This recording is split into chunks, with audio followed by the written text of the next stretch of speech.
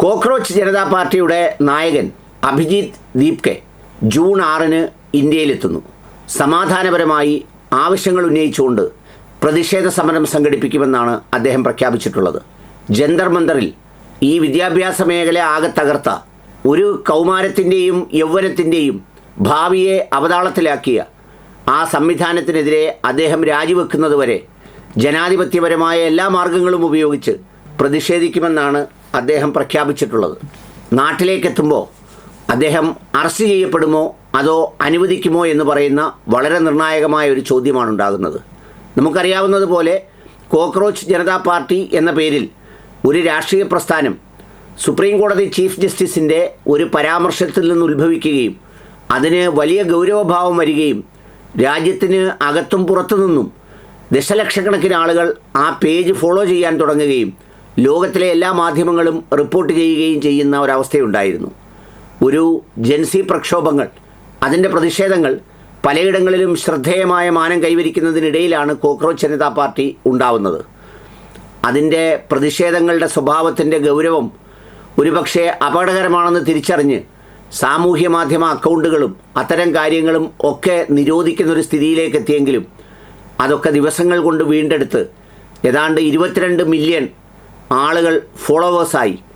അതോടൊപ്പം തന്നെ ദശലക്ഷക്കണക്കിന് ആളുകൾ ആവശ്യങ്ങൾക്ക് പിന്നാലെയും പ്രതികരിച്ചു തുടങ്ങുന്ന ശബ്ദിക്കുന്ന പുതിയൊരു ഇന്ത്യയുടെ രൂപമായിട്ടാണ് കോക്രോച്ച് ജനതാ പാർട്ടിയെ എല്ലാവരും വീക്ഷിച്ചത്.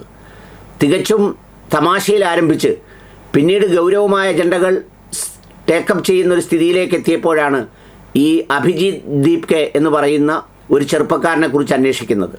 അപ്പോഴാണ് അദ്ദേഹം വിദേശത്താണെന്നും അവിടെ നിന്നാണ് ഈ പേജ് ആരംഭിച്ചതെന്നും ഇതിനോടൊരു പ്രതികരണത്തിൻ്റെ ആദ്യ ഭാവങ്ങളിലുണ്ടായ ഒരു സവിശേഷമായ റെസ്പോൺസാണ് പിന്നീട് ഇതിൻ്റെ രൂപപ്പെടുത്തിയതെന്നുമൊക്കെ അദ്ദേഹം പറഞ്ഞത്.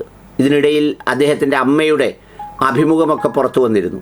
എന്നുവെച്ചാൽ തൻ്റെ മകൻ ആക്രമിക്കപ്പെടുമോ അതല്ലെങ്കിൽ തടവിലാക്കപ്പെടുമോ എന്നൊക്കെ പറയുന്ന ചോദ്യങ്ങൾ നിറഞ്ഞു നിൽക്കുന്ന അന്തരീക്ഷത്തിലേക്കാണ് ജൂൺ 6-ന് അദ്ദേഹം എത്തുമെന്ന് പ്രഖ്യാപിച്ചിരിക്കുന്നത്. രഹസ്യമായൊന്നുമല്ല, സാമൂഹ്യ മാധ്യമങ്ങളിലൂടെ പരസ്യമായി പ്രഖ്യാപിച്ച് താൻ വരുന്നത് അറിയിച്ചാണ് രാജ്യത്തേക്കെത്തുന്നത്. ജന്തർ മന്ദറിൽ ഇപ്പോൾ നിലനിൽക്കുന്ന നീറ്റും അതുപോലെ തന്നെ CBSE പരീക്ഷയുമൊക്കെ ഏറ്റവും ഫ്രോഡായ, ഏറ്റവും മാനിപ്പുലേറ്റഡ് ആയിട്ടുള്ള സംവിധാനത്തിൽ വെച്ച് ലക്ഷക്കണക്കിന് ചെറുപ്പക്കാരുടെ ജീവിതം അപകടത്തിലാക്കി നിർത്തിയിരിക്കുന്ന ഈ സന്ദർഭത്തിൽ ഈ വരവിനും പ്രതിഷേധത്തിനുമൊക്കെ ഒരു മാനമുണ്ടെന്നാണ് മാധ്യമങ്ങളൊക്കെ വിലയിരുത്തുന്നത്. എല്ലാ അന്തർദേശീയ മാധ്യമങ്ങളും ദേശീയ മാധ്യമങ്ങളും ഈ ചെറുപ്പക്കാരൻ്റെ അഭിമുഖങ്ങളും ബാക്കിയെല്ലാം പ്രസിദ്ധീകരിച്ചിരുന്നു. ഇന്നത്തെ ഹിന്ദു ദിനപത്രത്തിലും അഭിജിത്ത് ദീപ്കയുടെ വളരെ വിശദമായ അഭിമുഖമുണ്ട്. തൻ്റെ കാഴ്ചപ്പാടുകളും നിലപാടുകളും ഒക്കെയൊക്കെ തുറന്നു പറയുന്ന പുതിയൊരു ചെറുപ്പക്കാരുടെ ശബ്ദം ഈ രാജ്യത്ത് ഉയർന്നു വരുന്നതിൻ്റെ ഒരു തിരിച്ചറിവായിട്ടാണ് എല്ലാവരും ഇതിനെ വിലയിരുത്തുന്നത്. പ്രതീക്ഷിക്കാം, കാണാം എന്താണ് സംഭവിക്കുക എന്ന്.